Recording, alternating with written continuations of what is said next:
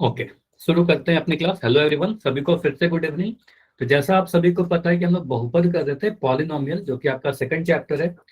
और last class में हमने क्या किया था?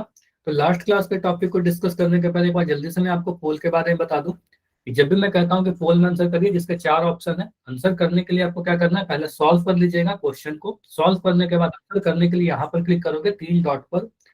इस 3 डॉट पर क्लिक करने के बाद ये सेकंड पेज खुलेगा। सेकंड पेज में ये एक्टिविटी पे क्लिक करोगे, फिर ये तीसरा पेज खुलता है और तीसरे पेज में आपको वन पोल एक्टिव पर क्लिक करना है ऊपर में। अब जब आप यहाँ क्लिक करोगे तो चौथे पेज पर आपको एक क्वेश्चन का नंबर दिखेगा, 4 ऑप्शन दिखेंगे। अब इन चारों में जो भी आपका आंसर सही है, अगर आपका आंसर डी है तो इस डी वाले सर्कल पर क्लिक करोगे और जैसे ही क्लिक करोगे तो यहाँ पर ये वोट जो है ब्लू कलर का हो जाएगा और यहाँ पर जब आप क्लिक करोगे आपका आंसर वोटेड लिखा हुआ आएगा, तब आपका आंसर सबमिट हो जाता है। ठीक है, तो इस तरीके से आप आंसर कर पाते हो। ऐसे सभी लोग आंसर कर रहे हो आपके बैच में, है ना। कोशिश करिएगा सभी लोग आंसर करें। अगर कोई भी एक बच्चा ऐसा है जो नहीं आंसर कर रहे हो तो प्लीज सभी लोग आंसर करें ताकि सभी का रिपोर्ट जनरेट हो। ठीक, अब देखते हैं लास्ट क्लास में हमने क्या क्या सीखा था। तो लास्ट क्लास में तो हमने एक कंसेप्ट सीखा था, गुणनखंड गुणनखंड करना, फैक्टराइज करना पुनः समूहन विधि से। ठीक है, मतलब रीग्रुपिंग से। और उसके पहले की क्लास में हमने क्या सीखा था, गुणनखंड साध गुणनखंड विधि से, मतलब कॉमन फैक्टर्स मेथड से। अब मैं कुछ चीजें बता रहा हूँ कि यहाँ पर होता क्या है। अगर हमारे पास कोई ऐसा बहुपद लिखा गया हो जिसके सारे पद में से हम कुछ कॉमन निकाल सके, कुछ कुछ सार गुणनखंड दिख रहा हो, तो हम वहां पर क्या करेंगे, सार गुणनखंड विधि यूज करेंगे।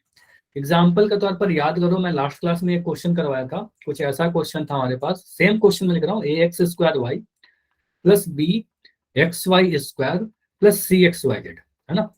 तो अगर आपको याद होगा, आपने नोट किया होगा, तो आपको दिख गया होगा ये क्वेश्चन तो हमने कर रखा है सर। इसको कैसे किया था? आप बोलोगे सर यहाँ पर 3 टर्म है ना, यहाँ पर 3 टर्म है क्योंकि प्लस के द्वारा टर्म अलग होते हैं, तो 3 टर्म दिख रहा है। इन तीनों टर्म में कुछ कॉमन है क्या, कुछ ऐसा गुणनखंड है क्या जो तीनों ही में है? तो इसको करने के लिए आपने क्या बोला, सर हमें दिख रहा है पहले वाले टर्म में भी एक्स यहाँ है, दूसरे टर्म में भी एक्स है और तीसरे वाले में भी वाई है। ठीक है, मैं थोड़ा शॉर्ट में कर रहा हूँ इसको, दोनों तरीके से आपको बता रखा है क्लास में। सॉरी, यहाँ पर आपने बोला सर, एक सेकंड, सॉरी, इसको मैं डिलीट करके, वाई था ना। तो आप बोलोगे सर एक्स तीनों ही जगह पर दिख रहे हैं, है ना, एक्स तीनों ही जगह पर दिख गया। साथ ही साथ मुझे दिख रहा है सर वाई भी इसमें है, वाई दूसरे टर्म में भी है और वाई तीसरे वाले टर्म में भी है। तो हम कह सकते हैं ना, एक्स वाई तीनों ही में दिख रहा है, तीनों पद में। तो एक्स वाई कॉमन फैक्टर हो गया, सार गुणनखंड हो गया और इसको हम कॉमन निकाल देंगे। तो ब्रैकेट के बाहर लिख दोगे सर इसको हमने कॉमन निकाला। अब जैसे ही एक्स वाई को कॉमन निकाला था, क्या बचा था? पहले टर्म को आप ऐसे सोच सकते हो मन में, ए एक्स स्क्वायर वाई को हम सोच सकते हैं सर ए है, गुना में एक्स गुना एक्स है और गुना में वाई है। एक्स का पावर 2 मतलब एक्स को 2 बार गुना किया गया होगा। अब समझिए, इसमें से आपने ए और एक्स, सॉरी, एक्स और वाई को कॉमन निकाल दिया, एक्स और वाई को आपने कॉमन निकाल दिया, तो बच क्या गया? आप बोलोगे सर ए और एक्स बच गया, है ना, ए और एक्स बच गया। तो ऐसे भी सोच सकते हैं सर, ए को तो कॉमन नहीं निकाला पहले टर्म में, तो ए तो लिख देंगे। 2x था, 2x में से एक एक्स को निकाल दिया तो एक एक्स बच जाएगा और वाई को तो कॉमन निकाल ही दिया है। ठीक है, फिर प्लस का साइन लगाएंगे। दूसरे टर्म को देखिए, बी एक्स वाई स्क्वायर में से आपने अगर एक्स वाई को कॉमन निकाला तो क्या बचेगा, ये बताओगे चैट में? ये बताइए सभी लोग, बी एक्स वाई स्क्वायर में से आपने अगर एक्स वाई को कॉमन निकाल दिया तो क्या बचेगा? B Y. आपने बोला सर यहाँ पर बी को तो कॉमन नहीं निकाला तो बी तो रह जाएगा, एक्स को तो आपने कॉमन बाहर निकाल दिया और यहाँ पर 2 वाई है, 2 वाई में से एक वाई बाहर चला गया तो एक वाई तो बच जाएगा ना यहाँ पर, बी वाई प्लस। अब तीसरे वाले टर्म में से आपने अगर x Y z, sorry, x y को कॉमन निकाला है क्या, c into x into y into z, x y को कॉमन निकाला तो बच गया सी जेड, तो यहाँ पर बचेगा सी जेड। ठीक है, और चैट में काफी सारे बच्चे आंसर दिख रहे हो, वेरी। तो ये क्या है हमारा, x y into a x plus b y plus c z, हमने गुणनखंड के रूप में इस तरीके से लिखा था। ठीक है, एक गुणनखंड मुझे दिखा एक्स, एक वाई और ये तीसरा पूरा गुणनखंड हो गया। ठीक है, तो इस तरीके से हमने किया था, लास्ट क्लास में क्वेश्चन किया था, इस पर भी एक क्वेश्चन करेंगे आज। अब कुछ ऐसा अगर हमारे पास बहुपद हो जिसमें मान लेते हैं कि हमारे पास 4 टर्म है, जरूरी नहीं है कि 4 ही टर्म रहेंगे, अभी के लिए मैं 4 टर्म ले रहा हूँ। तो अगर कुछ 4 टर्म है, इसमें से अगर मुझे कुछ भी कॉमन नहीं दिखे, इन चारों में से कुछ भी कॉमन नहीं होने का मतलब, आपने अगर चेक किया और 7 गुणनखंड कितना मिल रहा है, एक मिल रहा है, तो 7 गुणनखंड एक है तो कहेंगे सर कुछ भी कॉमन नहीं निकाल पाएंगे क्योंकि 7 गुणनखंड तो एक है, एक तो सभी जगह कॉमन नहीं जाएगा। तो ऐसे केस में हम लोग क्या करते थे, पेयर बनाते थे, जोड़ा बनाते थे, रीअरेंज करते थे। आप देखोगे सर हम कौन से 2 टर्म को एक साथ रखें पहले टर्म का जोड़ा किसके साथ बनाए कि उसमें से कुछ कॉमन निकल सके, और सही जोड़ा बनाना बहुत जरूरी है, सही पेयर बनाना बहुत जरूरी है, तभी क्वेश्चन सॉल्व होगा, तभी हम लोग गुणनखंड कर पाते हैं, फैक्टराइज कर पाते हैं। ठीक है, तो इसी टाइप से 2 क्वेश्चन हम लोग करते हैं। पहला क्वेश्चन इन दोनों में आप डिसाइड करना किस तरीके से आप करोगे, 2 रिकॉल करेंगे, उसके बाद कुछ नया पढ़ेंगे। ठीक है, इंपॉर्टेंट है, जितनी प्रैक्टिस करोगे उतना आप ये सारी चीजें सीखते जाओगे। पहला क्वेश्चन है, ऐसा क्वेश्चन ने किया लास्ट क्लास में, 7p³ + 15 + 21³ + 5p, एक बहुपद लिख दिया मैंने, और आपका काम ये है कि इसको फैक्टराइज करिए। अगर आपने होमवर्क किया होगा तो काफी जल्दी से इसको सॉल्व कर लोगे, लेकिन हड़बड़ी नहीं करना है। फिर भी अगर मैं कह रहा हूँ जल्दी से सॉल्व कर लोगे, इसका मतलब ये नहीं कि आप हड़बड़ी करोगे, आराम से सॉल्व करो। पोल थोड़ी देर में आपको दिखेगा, पहले सॉल्व करिए, कॉपी पर लिखिए क्वेश्चन को, और जो भी आंसर आता है पोल में जाकर आंसर करिएगा। ऑप्शन थोड़ा ध्यान से देखिएगा, ऑप्शन बहुत ज्यादा क्लोज है, मिलते जुलते से ऑप्शन है। तो यहां पर मैं कुछ हिंट दे रहा हूं, अगर आपको प्रॉब्लम हो रही है तो। अगर मैं पदों की संख्या की बात करूं तो आप बोलोगे सर नंबर ऑफ टर्म्स या पदों की संख्या तो 4 है, 3 जगह प्लस का साइन है, 4 टर्म्स होंगे। इन चारों में आप अगर कुछ कॉमन निकालना चाहोगे तो कुछ भी कॉमन नहीं निकलेगा। ठीक है, चारों में कुछ भी कॉमन फैक्टर नहीं दिखेगा। देखो, पी सभी में कॉमन नहीं है, क्यू सभी में कॉमन नहीं है, 7 सभी में कॉमन नहीं है, तो कॉमन फैक्टर 1 है। तो ये भी हिंट था आपके लिए, कुछ भी कॉमन नहीं है, और कुछ कॉमन नहीं है तो क्या करेंगे, जोड़ा बना लेंगे। तो देखिए आप कौन से दो टर्म को एक साथ लोगे कि उसमें से कुछ कॉमन निकल सके। वेरी गुड, तो अभी एक आंसर आए हैं, बिल्कुल सही है आपके। बस हड़बड़ी मत करिएगा, ऑप्शन को ध्यान से देखिएगा, जो भी आपके 2 गुणनखंड आते हैं सारे ऑप्शन को ध्यान से देखिएगा। एक मैं हिंट और दे रहा हूं, आप क्या करोगे, पहले वाले टर्म का जोड़ा तीसरे टर्म के साथ बनाओगे, पहला और तीसरा का जोड़ा बना लीजिए, दूसरा और चौथे का जोड़ा बना लीजिए।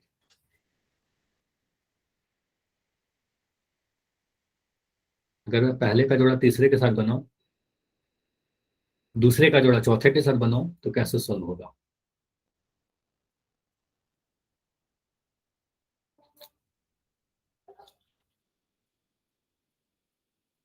ठीक है, मतलब 2 टाइप के आंसर आ रहे हैं अभी।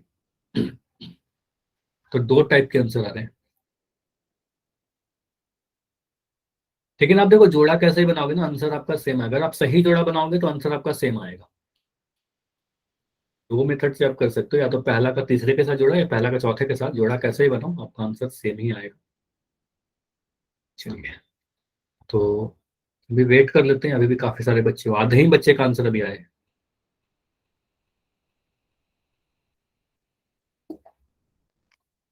तो 30 सेकंड रुकते हैं, 30 सेकंड और, 30 सेकंड के बाद इसको डिस्कस करते हैं। अच्छा, आपका आंसर या तो सही हो सकता है या गलत होगा। सही हो जाएगा, काफी अच्छी बात है, वेरी गुड। अगर गलत भी होगा, ठीक है, मान लो आपका आंसर गलत भी आता है तो कोई बात नहीं, आप बस क्या करना, मुझे ये बताना, समझाने मेरे समझाने के बाद समझ में आ रही है या नहीं आ रही है। सेकंड, मेरे सॉल्व करने के बाद, क्लास एंड होने के बाद खुद से जरूर कोशिश करिएगा। मैं हर दिन कह रहा हूँ, मतलब ये चैप्टर में मैं बार बार कह चुका हूँ कि आप खुद से कोशिश करिए, तभी आपका आंसर सही होने लगेगा धीरे धीरे। अभी भी कुछ बच्चों का आंसर गलत हो रहा है, ठीक है, इसका मतलब कुछ ना कुछ आपका डाउट है अभी भी। ठीक है, चलिए, तो 20 सेकंड रुकते हैं, लास्ट 20 सेकंड। अब बहुत ज्यादा समय नहीं है, जो भी आपको आंसर लगता है, जो भी आपने सॉल्व किया है, अगर आपने सॉल्व कर लिया में जाइए, आंसर कीजिए।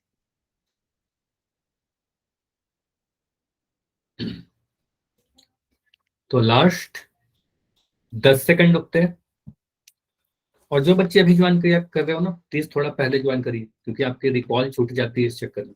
ठीक है, थोड़ा पहले ज्वाइन करो, क्लास को टाइम पर ज्वाइन करो। तो 5, लास्ट 5 सेकंड रुक रहे हैं, 5, 4, 3, 2, 1। चलिए, इसको मैं एंड कर रहा हूँ, और इस क्वेश्चन को देखते हैं कि हमारा आंसर क्या होगा और कैसे इसको सॉल्व करेंगे। देखो यहाँ पर आप क्या बोलोगे, अच्छा मैं पहले बता दूं कि यहाँ पर आंसर क्या क्या है। सी किसी का आंसर नहीं आया है, और डी किसी का आंसर नहीं आया है।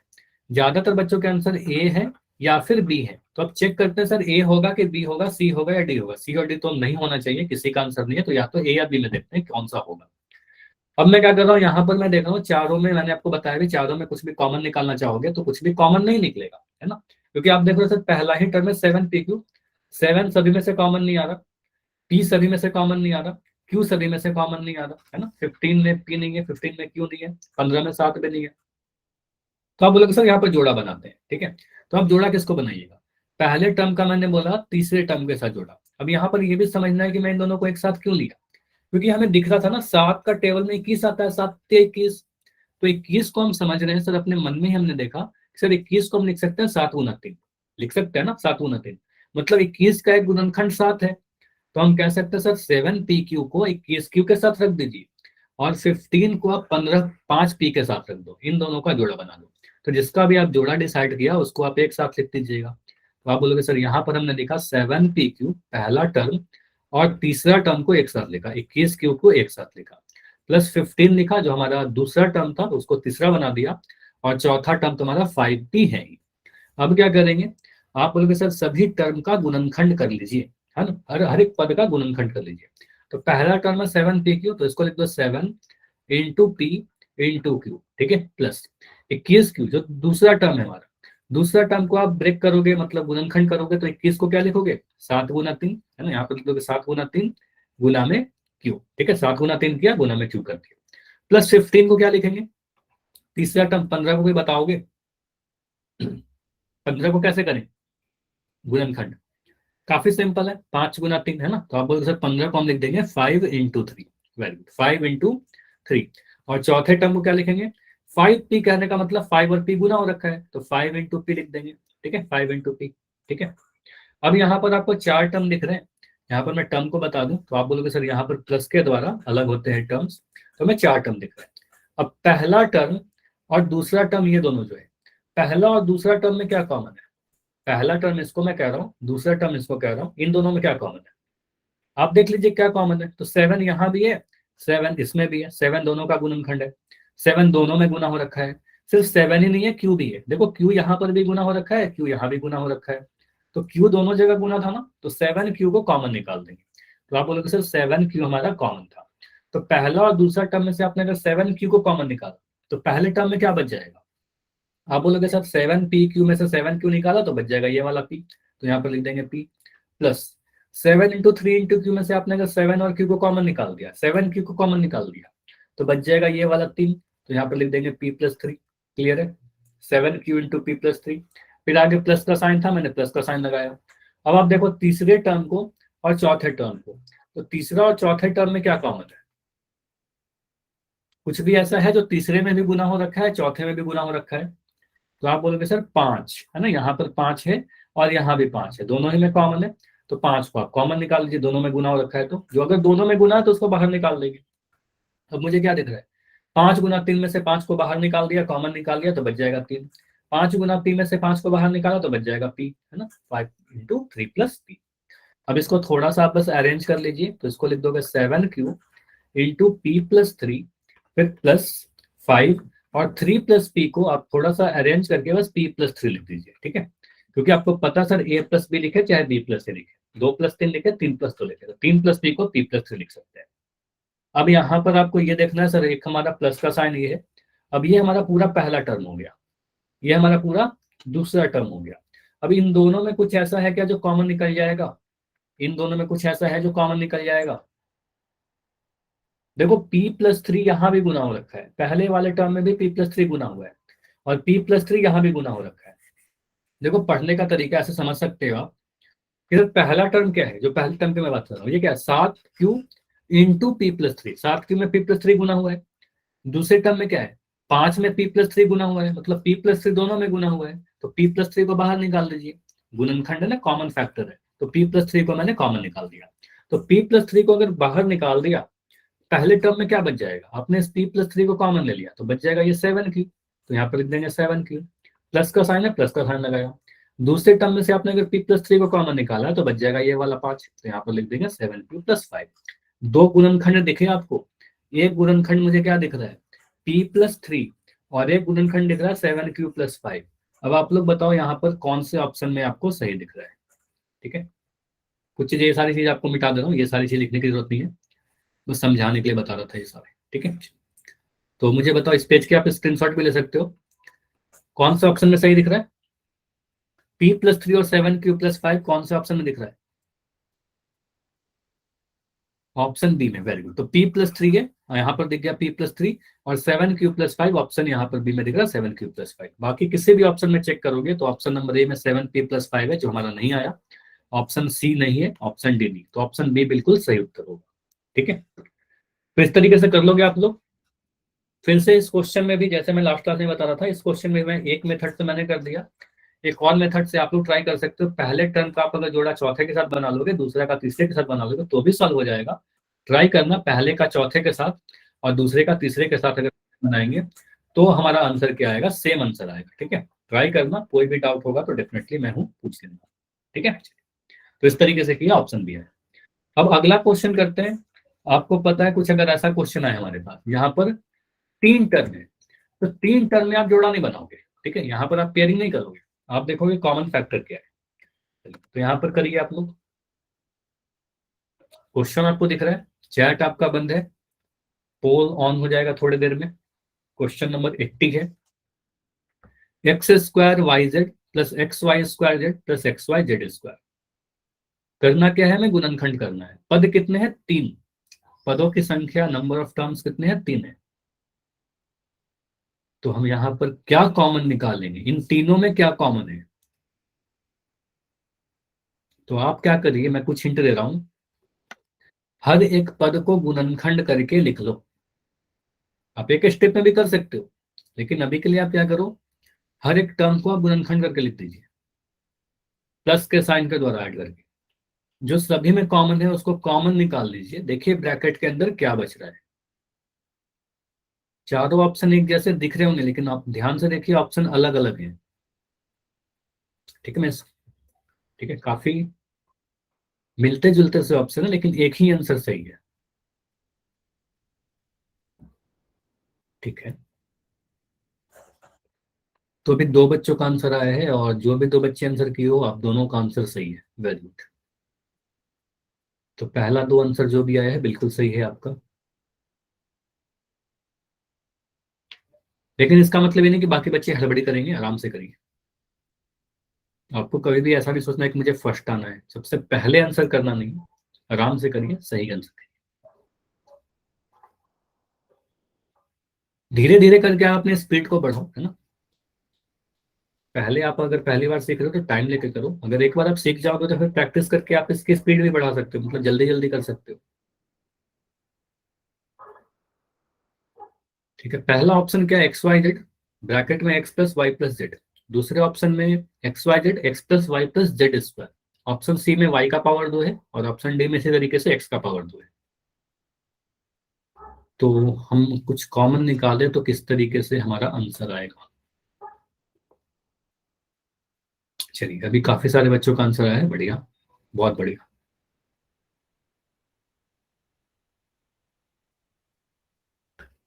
तो 15 सेकंड रुकते हैं, 15 सेकंड में इसको एंड करके डिस्कस करेंगे। ठीक है,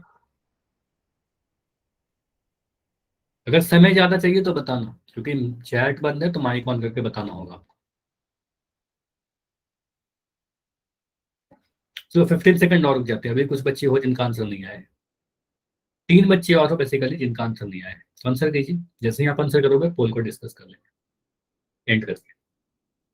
तो लास्ट 10 सेकंड, लास्ट 10 सेकंड है। अभी 2 बच्चे और हो जिनका आंसर नहीं आया है, ओनली 2। Last 5 second, 5, 4, 3, 2, 1। चलिए, तो इसको एंड करके डिस्कस करते हैं हमारा क्या आंसर आएगा, किस तरीके से सॉल्व करेंगे। देखो यहाँ पर पदों की संख्या आप लोग बताओगे, नंबर ऑफ टर्म जैसे मैं बता चुका हूँ, फिर भी आप लोग बताओ यहाँ पर कितने टर्म है, पदों की संख्या कितनी है। तो एक मुझे प्लस का साइन यहाँ पर दिख रहा है। वेरी गुड इरफान, आप बोलो सर यहाँ पर प्लस का, यहाँ पर प्लस का साइन है। तो एक टर्म मुझे ये पूरा दिख रहा है, दूसरा ये दिख रहा है, और तीसरा ये टर्म दिख रहा है ना। तो टोटल तो 3 टर्म है। ठीक है, नंबर ऑफ पद, नंबर ऑफ टर्म्स कितने? 3 है। पदों की संख्या कितनी है? 3। मैं क्या करता हूँ, अगर 3 पद है तो यहाँ पर जोड़ा नहीं बना सकते, क्योंकि आप अगर पहले दूसरे का जोड़ा बना लोगे तो ये अकेला रह जाएगा ना। किसी 2 का भी जोड़ा बना लोगे तो एक पद अकेला रह जाएगा, तो यहाँ पर जोड़ा नहीं बना पाएंगे। और हम देखते हैं कि सर इनका सार गुणनखंड कुछ है क्या, कुछ कॉमन निकाल पा रहे हैं। तो मैं क्या करता हूँ, सारे पदों को गुणनखंड करके लिख देता हूँ। ठीक है, तो पहला जो टर्म है आप इसको क्या करोगे, x का पावर 2 है, और x का पावर 2 कहने का मतलब x को 2 बार गुना करना है ना, x को 2 बार गुना करेंगे। तो यहाँ पर हम लिखेंगे sir X square Y Z, मतलब x को हमने 2 बार गुना किया, फिर इंटू में y और z भी गुना है, तो यहाँ पर लिखेंगे गुना y गुना z। ठीक है, फिर प्लस का साइन था, मैंने प्लस का साइन लगा दिया। फिर अब दूसरे टर्म को देखिए, तो इस बार y का पावर 2 आया, तो x को तो x लिख दिया, y का पावर 2 कहने का मतलब y को 2 बार गुना करेंगे, और गुना में z, एक बार z है, z का पावर 1 है, मतलब एक बार गुना करेंगे। फिर प्लस का साइन लगाया। तीसरे वाले टर्म में क्या है, z का पावर 2 है इस बार, तो अगर z का पावर 2 है तो इस बार z को 2 बार गुना करेंगे, x को तो एक बार करेंगे, y को एक बार करेंगे, x इंटू वाई है, और z का पावर 2 कहने का मतलब z को 2 बार गुना करना, तो इंटू z इंटू z। अभी चलिए आप लोग यहाँ पर देख के बताइए, इन तीनों में कुछ ऐसा है, ऐसा कोई फैक्टर गुणनखंड जो तीनों ही में गुना हो रखा है, एक्स वाई जेड वैल्यू आपको दिख जाएगा सर, एक्स इसमें भी आया, एक्स देखिए दूसरे वाले टर्म में भी आया, और एक्स तीसरे वाले टर्म में भी आया। ठीक है, वाई देखिए पहले वाले टर्म में भी आया, वाई दूसरे वाले टर्म में भी आया, और वाई तीसरे वाले टर्म में भी आया। जेड भी देखिए पहले वाले टर्म में भी आया, जेड दूसरे वाले टर्म में भी आया, और जेड तीसरे वाले टर्म में भी आया। टर्म को आप सेपरेट भी कर सकते हो इस तरीके से कि हम सर कह सकते हैं सर पहला टर्म हमारा ये पूरा है यहाँ से यहाँ तक, दूसरा टर्म ये पूरा है, और तीसरा टर्म ये पूरा है। ठीक है, अब यहाँ पर बताइएगा तीनों में से अगर मैं एक्स वाई जेड को कॉमन निकाल दूँ, तो वो कॉमन दिख रहा है, तो अगर एक्स वाई जेड को आप अगर कॉमन निकालोगे तो ब्रैकेट के अंदर क्या बचेगा, पहला टर्म को देखिए, पहले टर्म में से आपने अगर एक्स वाई जेड को कॉमन निकाला तो बच जाएगा ये वाला एक्स, है ना, सिर्फ एक्स बचेगा, तो यहाँ पर लिख दिया एक्स। दो ऐसे भी सोच सकते हैं, दो एक्स था एक एक्स निकल गया तो एक एक्स बच जाएगा। ठीक है, प्लस अब यहाँ पर एक्स वाई जेड है, इस वाले एक्स को निकाला, इस वाई को निकाला, इस जेड को निकाला, बच क्या जाएगा, ये वाला वाई बच जाएगा, तो यहाँ पर लिख देंगे एक वाई बच गया। ठीक है, तीसरे वाले टर्म को देखिए, तीसरे टर्म में से आपने अगर एक्स वाई जेड को निकाल दिया तो बच जाएगा ये वाला जेड, है ना, तो यहाँ पर लिख देंगे जेड।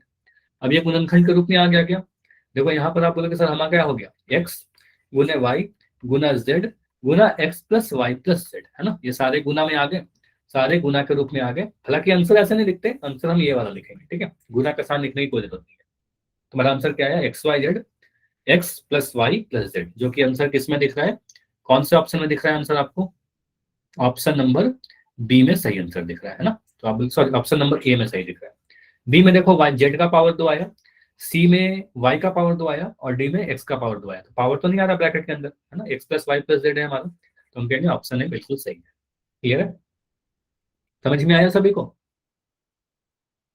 तो सात गुणनखंड विधि से भी हम लोग कर लेंगे, और पुनः सम्मोहन विधि, दोनों ही चीज हमने कंप्लीट किया। ठीक है, प्रैक्टिस करिएगा, ये टॉपिक तो कंप्लीट हो चुका है, लेकिन आप सभी को प्रैक्टिस की जरूरत है, प्रैक्टिस करिएगा, काफी सारा क्वेश्चन को प्रैक्टिस करो। ठीक है, चलो, तो अगला टॉपिक जो आज हमें पढ़ना है, आपके ग्रुप में मैंने मैसेज करके बता दिया, आज हम लोग डिवीजन करेंगे अलजेब्राइक एक्सप्रेशन का, या फिर कह सकते हैं सर पॉलिनोमियल्स का, बीजीय व्यंजकों या फिर बहुपदों का भाग। ठीक है, डिवीजन करेंगे।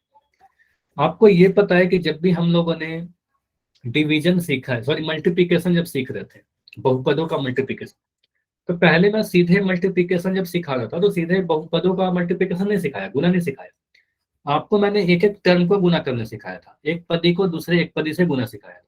तो डिवीजन भी ऐसे ही सीखते हैं, पहले क्या करेंगे, एक पदी का डिवीजन सीखेंगे, एक पदी का एक दूसरे एक पदी से डिवीजन विभाजन, ठीक है, भाग करना, मतलब division of monomial by another monomial. अब आप लोग मुझे बताओगे मोनोमियल क्या होता है या एक पदी क्या होता है, एनीवन, कोई भी। एक पदी होता क्या है, ये मैंने बता रखा है ना, मोनोमियल या एक पदी क्या होता है, कोई भी। माइक ऑन करके बता दो, चैट में लिख रहे हो तो काफी टाइम लग जाएगा।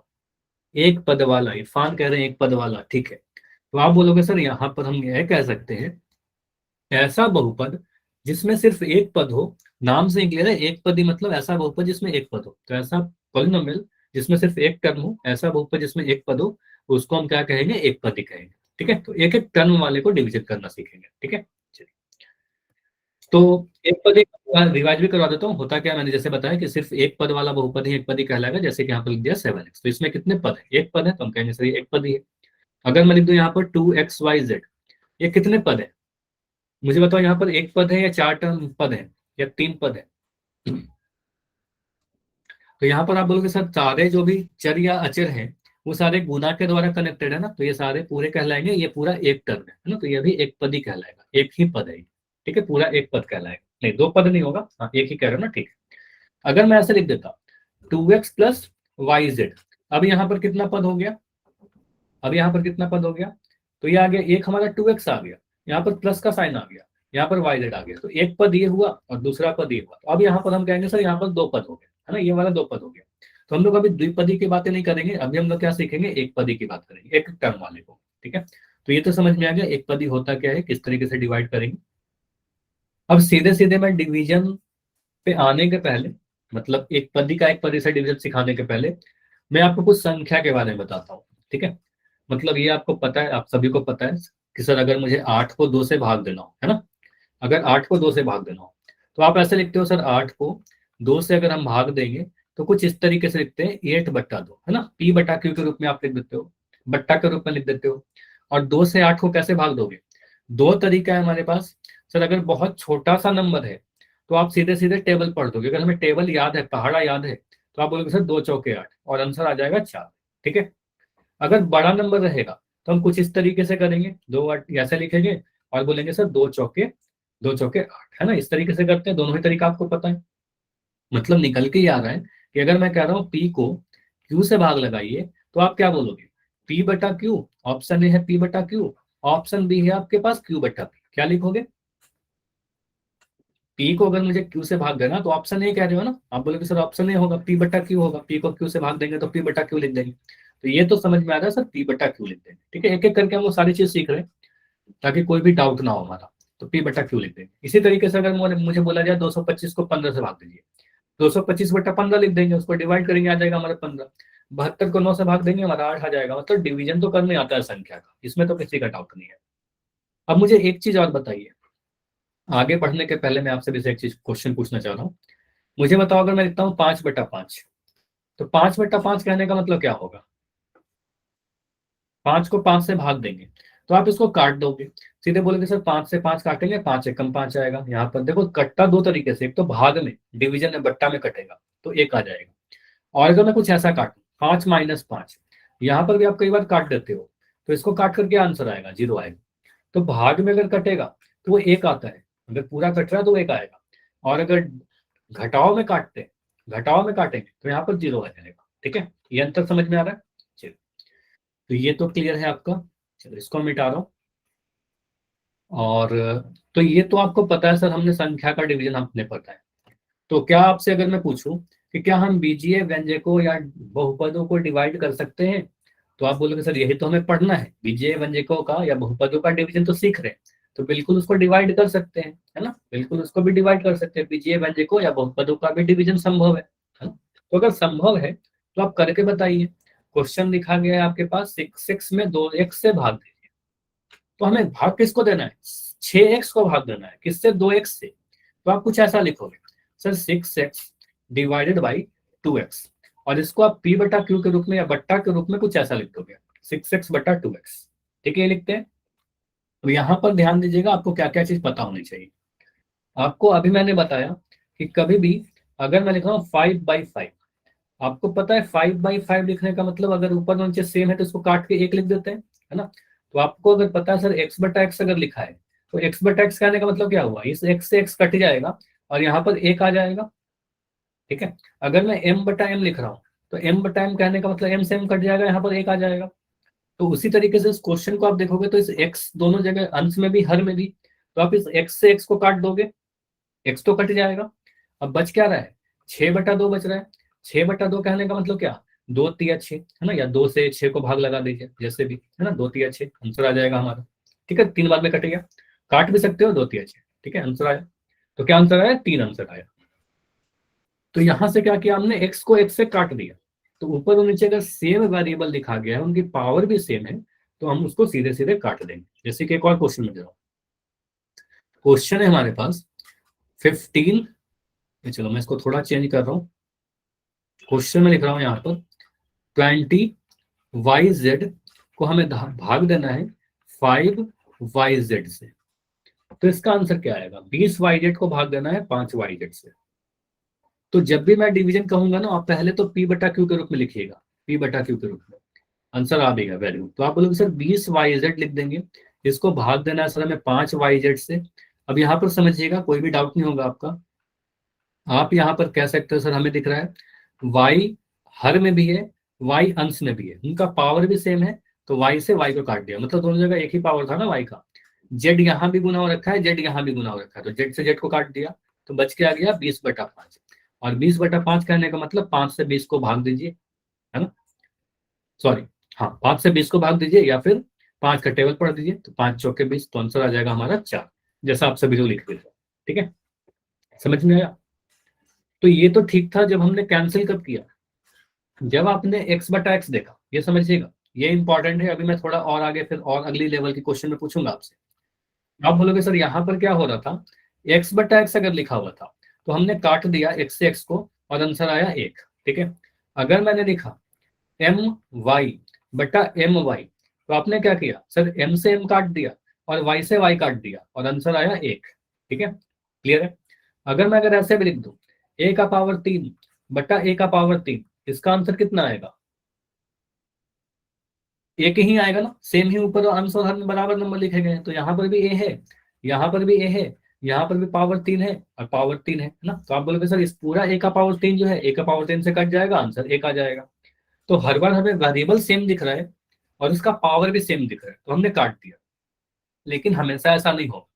अब अगर हमें क्वेश्चन कुछ ऐसा पूछा जाए कि पावर से वेरिएबल तो सेम है लेकिन उसका पावर अलग अलग है, जैसे कि आपको बोला गया x का पावर 4 को आप भाग दो x के पावर 2 से।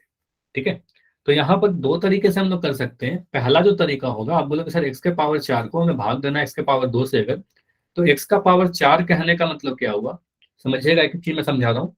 पावर 4 होने का मतलब x को 4 बार गुना करना, घात का मतलब आपको पता है ना, पावर जो है उसको उतनी बार गुना करना। तो पावर 4 है x का मतलब 4 बार गुना करना, और नीचे में x का पावर 2 है मतलब x को 2 बार गुना करना, है ना, x को 2 बार गुना करेंगे। अब यहाँ पर मुझे क्या दिख रहा है, ये वाला x से ये वाला x कट रहा है, ये वाले x से ये वाला x कट रहा है, तो कितना x बच गया।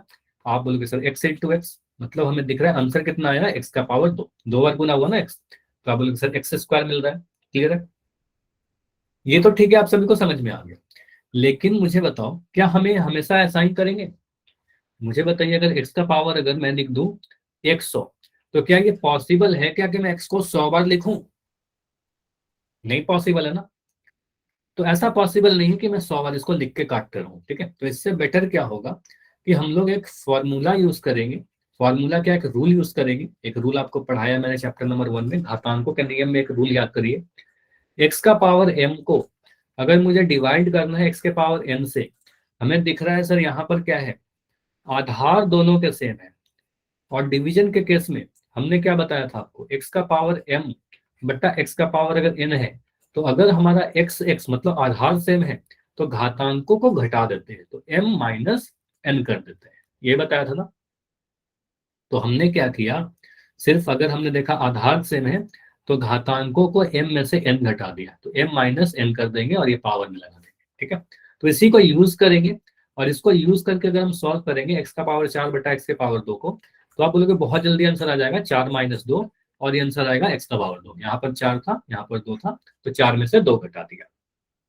ठीक है, तो मुझे बताइए, अगर मैं ऐसा क्वेश्चन पूछूं, क्वेश्चन करिए, अगर मैं लिख रहा हूँ a का पावर 10 और इसको मुझे डिवाइड करना है a का पावर 4 से, तो आंसर क्या आएगा। पहले तो आप p बटा q के रूप में जरूर लिखिएगा, ऐसा जरूर लिखना। तो a का पावर 6, वेरी गुड। तो आप क्या कहोगे, सर हमें दिख रहा है सर वेरिएबल तो सेम है अंश और हर में, है ना, ये दोनों जगह पर है, ये यहाँ भी है, ये यहाँ भी है, लेकिन पावर अलग अलग है। तो यहाँ पर पावर 10 दिख रहा है, यहाँ पर पावर 4 दिख रहा है, तो अब क्या करेंगे, 10 में से 4 घटा देंगे, आंसर आ जाएगा a का पावर 6। ठीक है, मुझे बताइए, अगर मैं लिख रहा हूँ m का पावर 100 और मुझे डिवाइड करना है m का पावर 93 से, तो इसका आंसर कितना आएगा। m का पावर से ऐसे लिख लो चाहे ऐसे लिख लो, m का पावर 93, तो आंसर कितना आएगा, m का पावर 7।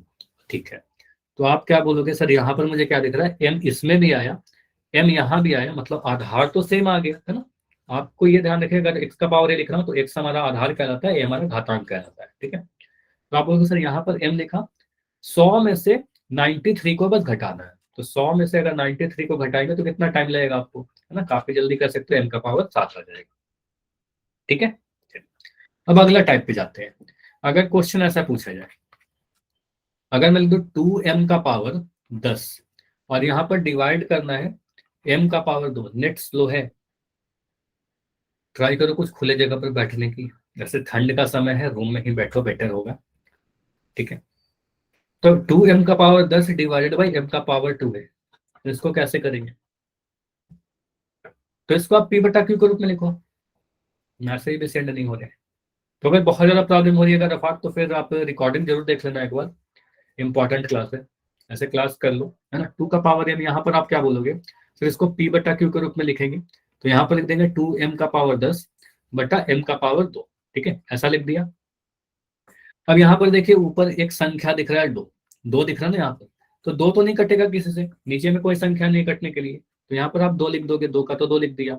अब m का पावर देखिए यहाँ पर 10 है, m का पावर ऊपर में 10 है और नीचे में m का पावर 2 है, तो आप क्या करोगे, m लिखकर 10 में से 2 घटाओगे, पावर को बस घटा दोगे, आंसर आ जाएगा m का पावर 8। तो आंसर क्या आ रहा है, 2m का पावर 8। ठीक है, बस m का पावर लिख रहा हूँ। ठीक है, ये समझ रहे हो, बस m का पावर लिख रहा हूँ। तो हमने रूल क्या यूज किया, x का पावर m बटा x का पावर n बराबर x का पावर m माइनस n, बस हमने घातांक को घटाया और कुछ नहीं किया। ठीक है, चलिए तो अगला क्वेश्चन करके बताइए मुझे। अगर मैं क्वेश्चन ऐसा पूछ रहा हूँ, -35 x का पावर 6 और हमें डिवाइड करना है 5x स्क्वायर से, ये ट्राई करो। -35 लिखा गया है वो,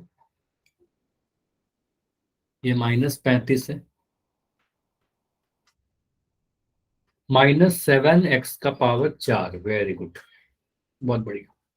तो आप पहले क्या लिखोगे, कुछ इस तरीके से लिखोगे, सर हम p बटा q के रूप में लिख देंगे या बट्टा के रूप में लिखेंगे, तो इसको लिखोगे -35 x का पावर 6 बटा 5 x का पावर 2, कुछ ऐसे लिख दिया। अब इसको आप कैंसिल करिए, देखिए आप कुछ काट पा रहे हो क्या, तो यहाँ पर मुझे दिख रहा है सर 5 के टेबल में 35 आता है, या 5 से भाग लगा दोगे, 5 से भाग लगाओगे 35 को, कितने बार में जाएगा, 5 सत्ते 35, ऐसे कट जाएगा। तो आप बोले सर 5 के टेबल में 35 कितने बार में आता है, 7 बार में आता है, तो यहाँ पर हमने 7 लिख दिया, इसको मैं मिटा रहा हूँ यहाँ पर साइड में।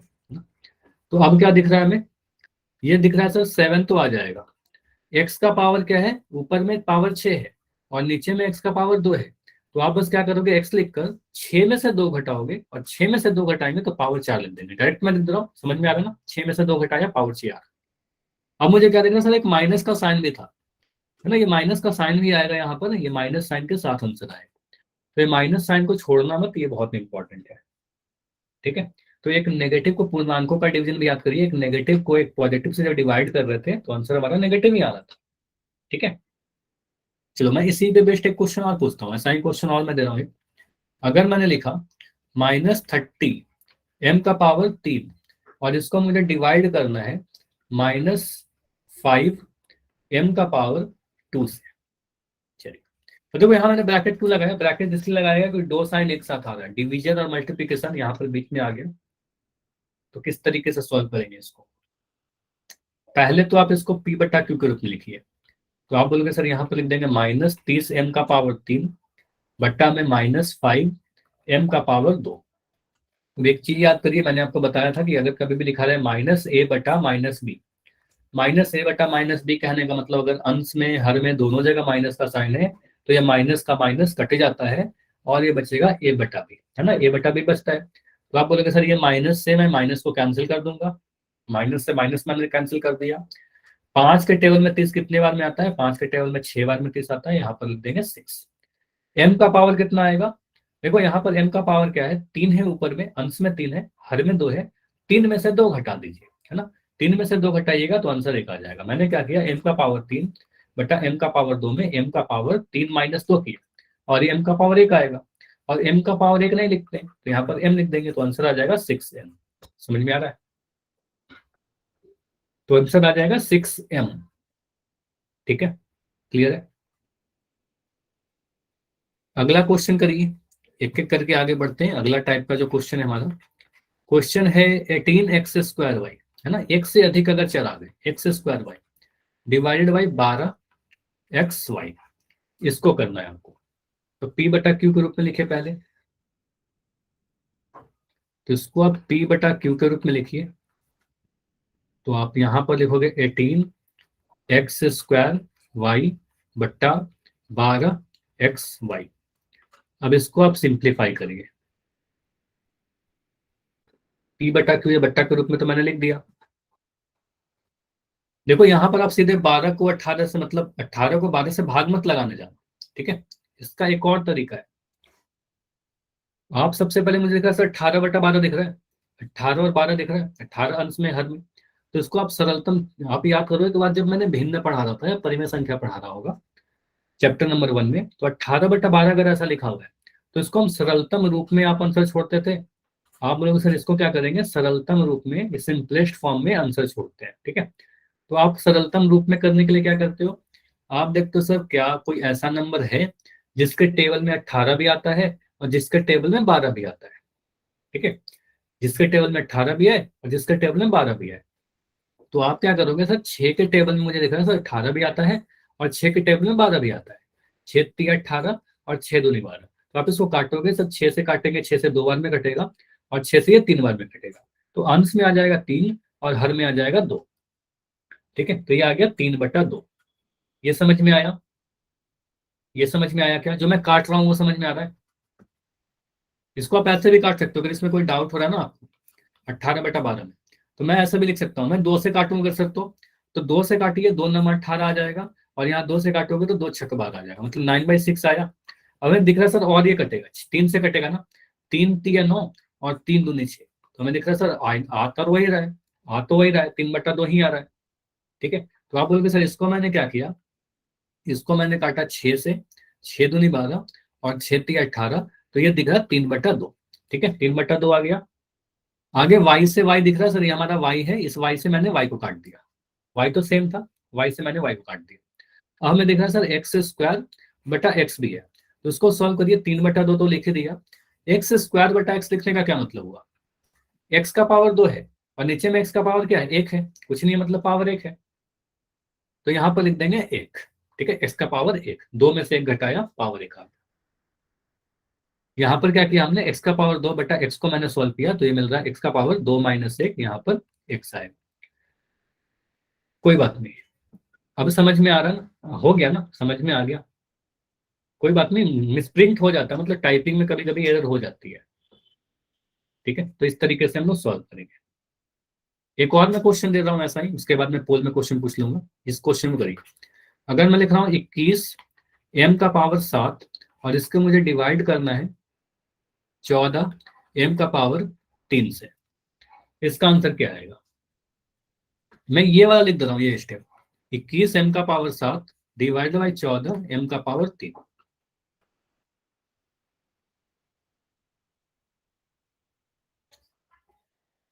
इसको देखिए, अंश और हर को सिंप्लीफाई करिए, सरलतम रूप में आप आंसर छोड़ो। Very good.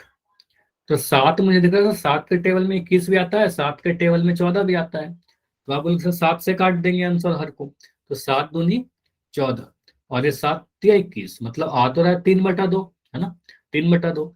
एम यहाँ भी दिख रहा है, एम का पावर सर ऊपर में 7 दिख रहा है और यहाँ पर दिख रहा है एम का पावर 3, ठीक है। एम का पावर 7 और एम का पावर 3, तो एम का पावर 7 बटा एम का पावर 3, इसको अगर आप सॉल्व करोगे तो एम का पावर कितना मिलेगा, 7 - 3। 7 - 3 करने का मतलब m का पावर 4 आ जाएगा, तो यहाँ पर लिख देंगे m का पावर 4, ठीक है। तो आंसर आप इस तरीके से लिखोगे 3/2 m का पावर 4, या फिर कई बार ऐसे लिखते हैं 3/2। देखो ऐसे मत लिखना, अगर ऐसे लिख दोगे तो आंसर गलत हो जाएगा। आपको लिखना होगा 3/2, ब्रैकेट लगाओगे, फिर m का पावर 4, ठीक है, ऐसे लिखना होता है। क्लियर है? पता चले ना 3/2 एक साथ है और उसमें m का पावर 4 गुना हो रखा है। आप अगर इस तरीके से लिखोगे तो इससे क्या होगा, इसका मतलब ये निकल कर आता है, ये समझिए। इसका मतलब क्या हो गया, हाँ दोस्तार ने जिस तरीके से लिखा है बिल्कुल आपका भी आंसर सही है, आप भी आंसर वैसे भी छोड़ सकते हो। देखो बस यहाँ पर आप ये समझो कि जो मैंने गलत बोला है, ये वाले को मैंने गलत बोला ना, एक सेकंड, इस वाले को मैंने गलत बोला, ये गलत क्यों है, इसलिए गलत है कि 3/2 और m का पावर 4 आप ऐसे लिख दोगे तो इसका मतलब निकलता है 3/2 m का पावर 4, जबकि ये m का पावर 4 तो ऊपर में था, आपका ऊपर में था ना, तो ऐसा नहीं लिख सकते, ठीक है, ये लिखना गलत हो जाएगा। तो हमें क्या लिखना होगा, 3/2 m का पावर 4 ऐसे लिखिए, या फिर 3/2 को आप ब्रैकेट में कर दीजिए और m का पावर 4 लिखोगे, ठीक है। तो कुछ इस तरीके से आंसर छोड़ते हैं, ठीक है। चलिए, तो बताइए सभी को समझ में आया पूरी चीजें? अगर समझ में आए तो बताइए, अब मैं कुछ क्वेश्चन आपसे पोल में पूछूंगा, ठीक है। रेडी हैं सभी लोग? चलिए, तो पहला क्वेश्चन है, और आपको पता है किसी भी टॉपिक का जो पहला क्वेश्चन है वो तो काफी आसान होगा, तो सभी लोग का आंसर आना चाहिए। पहला क्वेश्चन काफी कम समय लगेगा आप सभी को आंसर करने में। बोला गया है x के पावर 7 को x के पावर 3 से डिवाइड करिए। x का पावर 7 को भाग देना है हमें x के पावर 3 से। तो पहले p/q का रूप में लिखो, और आंसर काफी जल्दी आ जाएगा, आ भी गया है काफी सारे बच्चों का। तो अभी टोटल 10 आंसर आए हैं, और 10 के 10 आंसर सही है। गुड। एक आंसर अभी गलत हुआ है, ऐसे गलती नहीं होनी चाहिए, बस ऑप्शन को ध्यान से देखो, आंसर मिल जाएगा। यहाँ तो वेरिएबल सेम है, उनके पावर बस अलग अलग है। तो ऐसे केस में क्या करते हैं, इसमें कोई डाउट है क्या? 15 सेकंड रुकते हैं, अभी भी 15 सेकंड रुकते हैं, कुछ बच्चे हैं जिनका आंसर नहीं आया है। तो जाइए पोल में जाकर आंसर कीजिए, एक्स का पावर 7 बट्टा एक्स का पावर 3 लिखो। देखिए वेरिएबल सेम है, उनके पावर अलग अलग है, तो आंसर क्या होगा ऐसे केस में? 10 सेकंड। अच्छा, कुछ बच्चे का पोल में नहीं आंसर आ रहा है, ऐसा क्यों? ये तो बहुत आसान वाला क्वेश्चन है। तो ये सारी चीजें देखी जाती है कि आप क्लास में हो या नहीं हो, पोल में आंसर कर रहे हो या नहीं कर रहे हो, आंसर सभी लोग किया करें, ठीक है। सभी लोग आंसर करोगे तभी आपकी एक रिपोर्ट अच्छी जनरेट होगी।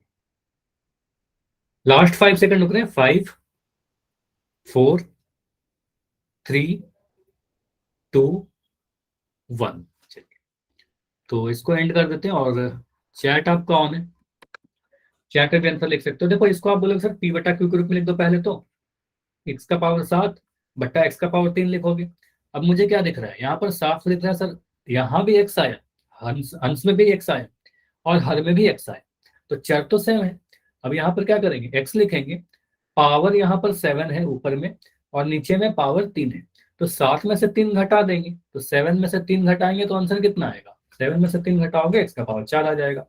रूल कौन सा यूज हो रहा है, एक्स का पावर m बटा एक्स का पावर n बराबर एक्स का पावर m माइनस n, है ना, पावर बस घटा देते हैं, ठीक है।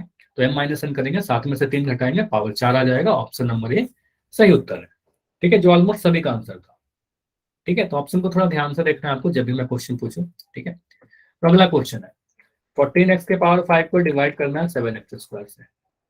अगेन वेरी सिंपल सा क्वेश्चन, पोल में ऑन कर ही दे रहा हूँ, चलिए पोल ऑन है। तो क्वेश्चन नंबर 82 है, बोला क्या गया है यहाँ पर, 14x के पावर 5 है ना, पावर 5 है, और इसको डिवाइड करना है 7x का पावर 2 से। पहला स्टेप आपको पता है, p/q का रूप में लिख देंगे। ट्राई करो, p/q के रूप में लिखिए, सिंप्लीफाई करिए, देखिए क्या आंसर आ रहा है।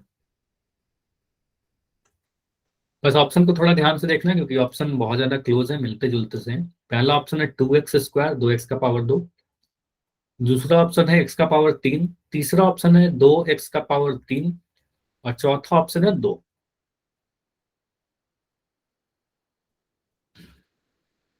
करिए इसको।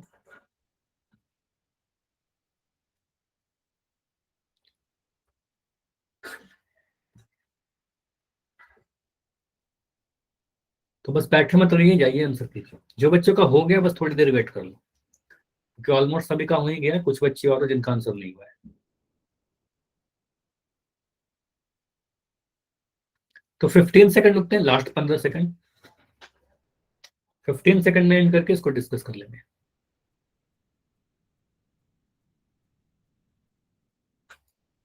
10, लास्ट 10 सेकंड है।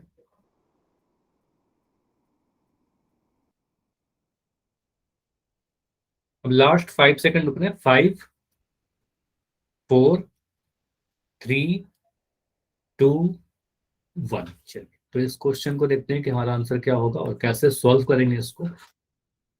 देखो यहाँ जो एक दो बच्चों का आंसर गलत हो रहा है, बस आप लोग मुझे चैट सेक्शन में या फिर माइक ऑन करके बताइएगा क्या परेशानी हो रही है, क्या डाउट हो रहा है आपको, है ना, क्योंकि क्वेश्चन बहुत आसान है। यहाँ पर आप बोलोगे सर पी बटा क्यू के रूप में लिखेंगे, तो आप बोलोगे सर यहाँ पर लिख देंगे 14x का पावर 5 बट्टा में ये वाला नंबर, मतलब ये वाला टर्म 7x²। अब यहाँ पर कैसे करेंगे, 14/7 है, 14 को 7 से भाग लगाइएगा, तो आप 7 से काटिए ना, 14 कितने बार में कटेगा, 7×2 = 14, 7 का टेबल याद है, 7×2 = 14। अगर बड़ा नंबर रहता तो हम लोग प्रॉपर डिवीजन कर लेते, तो यहाँ पर आ जाएगा हमारा 2।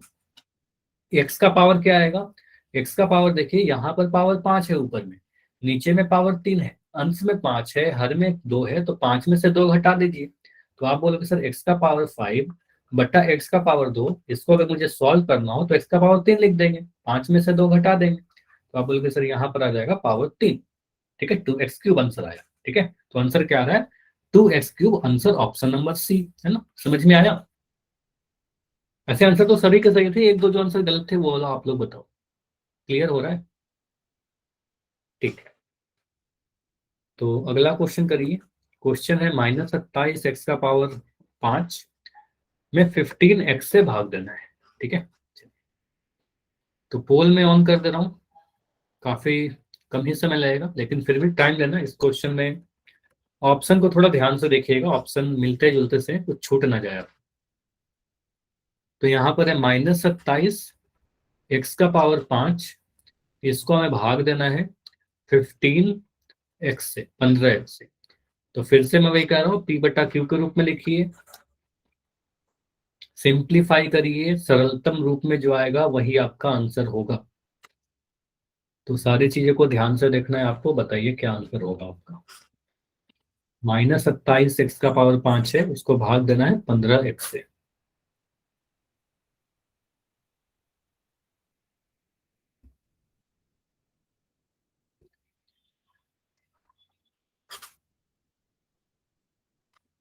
तो बैठे मत रहिएगा, सभी लोग ट्राई जरूर करना, कम से कम कोशिश जरूर करना। तो यहाँ पर हमें क्या क्या देखना होगा, आपको देखना है कि कोई ऐसा नंबर है क्या जिसके टेबल में 15 भी आता हो और जिसके टेबल में 27 भी आता हो।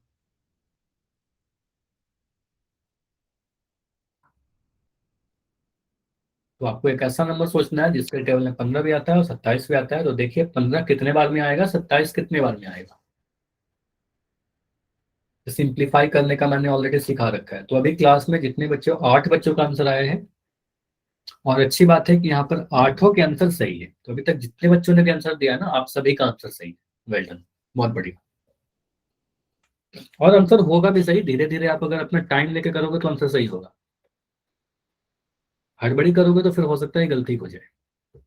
ठीक है, चलिए तो 20 सेकंड रुकते हैं, 20 सेकंड में हो जाना चाहिए। तो 4-5 बच्चों का आंसर भी बाकी है, आंसर कीजिए।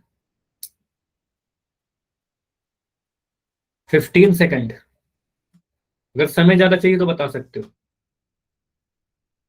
15 सेकंड लास्ट। अभी मुझे 4 बच्चे ऐसे दिख रहे हो जिन्होंने लास्ट क्वेश्चन का आंसर किया था, इस वाले क्वेश्चन में अभी तक नहीं किया हो। अब 2 बच्चे और, एक बच्ची और, बस एक स्टूडेंट और हो। तो लास्ट 5 सेकंड रुकते हैं। 5, 4, 3, 2, 1। देखते हैं इस वाले का आंसर हमारा क्या होगा, किस तरीके से सॉल्व करेंगे हम लोग। तो यहाँ पर बोला गया -27x के पावर 5 को डिवाइड कीजिए 15x से, 15x से भाग दीजिए। तो आप क्या करोगे, इसको p बट्टा क्यू के रूप में लिख दोगे, बट्टा के रूप में लिखिए। तो -27x का पावर 5 बट्टा 15x, कुछ ऐसा लिख दिया। अब देखिए कौन से नंबर से 27 और 15 दोनों ही कैंसिल हो जाएगा। कोई नंबर ऐसा पता है आपको जिसके पहाड़े में 15 भी आए, जिसके टेबल में 27 भी आए, बताइए। 3, वेरी गुड इरफान। तो आप बोल सकते 3 के टेबल में 15 भी आता है, 3 के टेबल में 27 भी आता है ना। तो 3 से 5 बार में 3 पंजे 15 होता है, 3 नंबर 27 होता है। तो 3 से काटिए, 5 बार में कट जाएगा ये, 3 से काटोगे तो 9 बार में कट गया। तो ये मुझे दिख रहा है सर -9/5, ये तो दिख गया ना, माइनस भी रहेगा, एक माइनस का साइन ये वाला था तो माइनस लगा दिया 9/5। अब एक्स का पावर क्या है, यहाँ पर एक्स का पावर 5 है ऊपर, नीचे में x का पावर कितना है, कुछ भी पावर नहीं है, इसका मतलब पावर एक रहा होगा, है ना, पावर एक रहा होगा। तो आप बोलोगे सर x क्या लिखेंगे, x लिखेंगे 5 में से पावर एक घटा देंगे, इस वाले 5 में से मैंने ये पावर एक घटा दिया, तो 5 में से एक घटाया, तो आंसर क्या आ रहा है, -9/5 x का पावर 4। इसको ऐसे भी लिख सकते हैं -9/5, इसको ब्रैकेट में लिखा x का पावर 4। तो आंसर कौन सा दिख रहा है, ऑप्शन नंबर बी। ठीक है, ऑप्शन नंबर बी में दिख रहा था। ऑप्शन नंबर सी की नहीं होगा, क्योंकि यहाँ पर प्लस का साइन है, मतलब कोई साइन है तो पॉजिटिव है, तो आपको साइन भी देखना था, माइनस का साइन के साथ आंसर होगा। ठीक है, ये नहीं होगा, बाकी तो किसी का आंसर थे भी नहीं। क्लियर हुआ? चलिए, तो इतना ही रखते हैं आज की क्लास, इसके आगे हम लोग अगले क्लास में करेंगे। ठीक है, और अगली क्लास में क्या करेंगे, हम लोग बहुपदों का डिवीजन करेंगे। जैसे कि आज हम लोग एक एक टर्म का कर रहे थे ना, अगले क्लास में हो सकता है कि एक से अधिक टर्म रहे, 2 टर्म रहेगा, 3 टर्म रहेगा, है ना, तो उसको कैसे डिवाइड करेंगे अगले क्लास में। तो मिस बिल्कुल मत करिएगा, सारे लोग क्लास करेंगे।